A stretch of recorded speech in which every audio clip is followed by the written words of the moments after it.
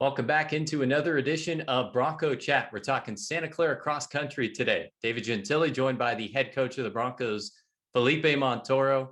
Coach, thank you so much for joining me. Big news this week, program history, as Jack Davidson is the first Bronco men's runner to qualify for the NCAA National Championship meet. It's a big scope, and I don't even really want to start with the question. So just give me your general thoughts on what this means to your program. Yeah, obviously it's a really big deal for Jack individually, but it's something that we've been working for a really long time as a team. It's been many, many years in the making, and his accomplishment has been, on that of those that came before him, and have worked really hard to get our program to a level where this was even a possibility. So it's a big day for Jack and a big day for the team. Jack was an automatic qualifier thanks to an outstanding 8K at the WCC Championships, 23:37.7. That's a program record. So to hit that mark faster than any men's runner in program history, what made it such a good race for him? Well, I think the biggest factor was he finally was able to put together a couple years of really consistent, healthy training.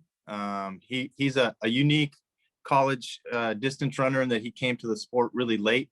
So for him, he really needed that extra fifth year to just get a little bit stronger. And really, I think that was the missing piece. He was able to really build the aerobic base that he needed to be able to compete over those distances with some of the best guys in the country.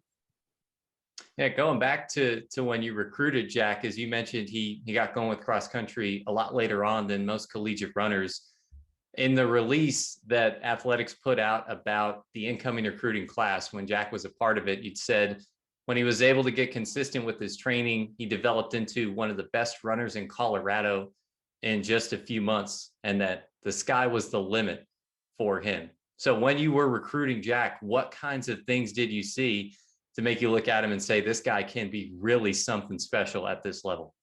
What is obvious is his physical presence. He's a specimen of a distance runner, and he's super strong. And was able to watch a few online of his races, and an extremely gritty and tough competitor. And obviously for me, I think that's the most important piece.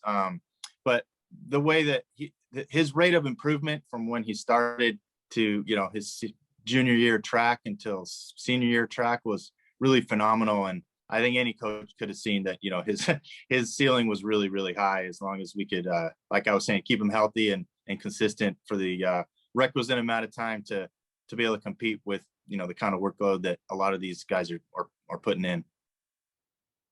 So let's talk about the preparation for this national championship meet. You had a pretty good idea going into the selection show on Sunday that Jack would be a qualifier for the NCAA meet. So you get that news Sunday morning, and the upcoming meet is 8 days away. Walk us through the preparation and everything that happens between selection Sunday and the championship race on the following Monday. Right. Like you had said, we had anticipated he'd get one of those auto bids based on how well the other teams in the conference had competed, and where his position was in terms of being the top runner on a team on a non-qualifying team. Essentially, it looked like that was going to be the case. And so we prepared right from then like he was going to be in the meet, and really not a whole lot different. Our philosophy isn't to have big tapers and change things up, just because it's a really important meet. So we kind of went back to business as usual, made sure we recovered, from an effort like he put out at conference, and then just sort of started building back up again to prepare for Monday. I really liked your quote that you gave when we found out that Jack was going to qualify. You said, Jack and his teammates have sacrificed so much and worked very hard for this opportunity. Really shines a light on the fact that while this is an individual accomplishment for Jack, it has a lot to do with the team as well. So let's dive into that. 100%. Tell me about how the team aspect is as much a part of having an individual qualifier for this meet as it is the performance that Jack put together at WCCs. Yeah, for our team, being a good teammate and making sure that we're taking care of that aspect of the team culture is our number one priority. It's my number one expectation as a coach of everybody on the team. And I think Jack and his teammates the last 5 or 6 years have really embraced that idea, and it's partly why we've been able to continue to improve and hopefully can, as a group, follow Jack's lead and make it to the national level as a team. But yeah, I think, like you said, he made it individually, but even more so than just the current team members. Like I mentioned at the top of the interview, the foundation for his performance was laid, down by the many men and women that came before him in our program that had those national aspirations and trained at that level, lived their life in the way that, is necessary to be competitive at that level, and maybe didn't quite have the natural abilities that Jack has been blessed with. But I think there's no way he makes it without, that groundwork laid before him. And hopefully, this accomplishment of his can just be one more, maybe it's a bigger piece, but just one more piece of the puzzle as we, build to being a competitive, nationally competitive program. Taking a look at some of the numbers and the stats over the last couple of years at conference, the men's team has finished in 4th. That's the best mark in about a decade, 4th in back-to-back years. Would be remiss not to mention that you're going up against some not only nationally competitive teams, but national championship contending teams on a year in and year out basis.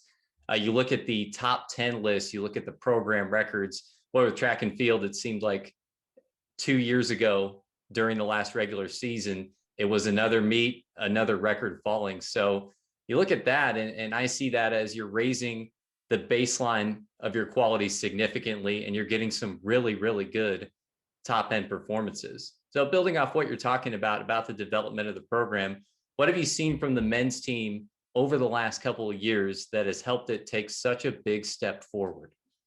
Yeah, I think you nailed it.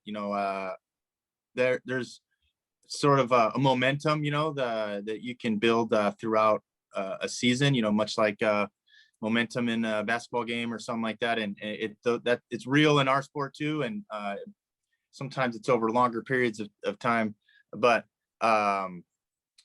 when you see somebody that you've been training with, week in, week out for the last couple of years, achieve the types of marks that we're starting to, it just kind of reinforces that we're doing the right thing, and gives everybody else, the confidence to go out and get out of their comfort zone and find out, really what they're capable of. And that's ultimately what, we're trying to get everybody to do. And as we do get more resources and, continue to get more and more support from our really amazing administration here, hopefully we can just keep the trajectory up.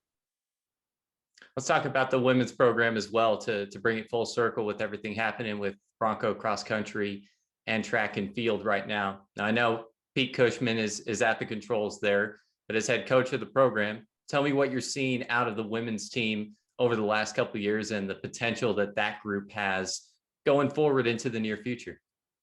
Yeah, I think, just because they haven't been hitting the same, national level marks doesn't mean they're not putting in as much or more work as their male counterparts. And I'm really proud of the work Pete's done. They're performing, as good as they can right now. And I'm really excited about the young crop that he's got. There's a lot of talent and a lot of enthusiasm on the women's team right now. And hopefully, again, they can kind of feed off the momentum of the men's team and also join us at that level in the very near future. So that's the state of the programs right now. We're going to throw it back. We mentioned that Jack is the first men's runner to qualify for the national championship meet, second runner overall in program history. We go back to 2009 when you were an assistant coach with the program, and Stephanie Wilson made it to nationals, 28th place, All-American performance. Tell me about what you remember about Stephanie and reaching the national championship meet and just putting together a great race to earn All-American honors. Yeah, it's definitely a really memorable trip for us. That was, especially back then, it really was a really amazing accomplishment. It kind of came out of nowhere, and she did phenomenal. She was one of the toughest athletes ever come through in any sport. I would venture to say Santa Clara. She had a really unique ability to push herself like beyond the limits of normal pain and discomfort. And she was a really dedicated, really hardworking student athlete, and that's pretty much why she got to where she did. Jack Davidson racing in the NCAA championship meet. It's a 10K coming up next Monday. Watch it on ESPNU. Coverage starts at 9:30 Pacific. The men's 10K is at 10:40 Pacific. Head coach of the Broncos, Felipe Montoro. Congratulations again. We're looking forward to Monday. We'll be watching. Thanks for your time, Coach. Thanks, David.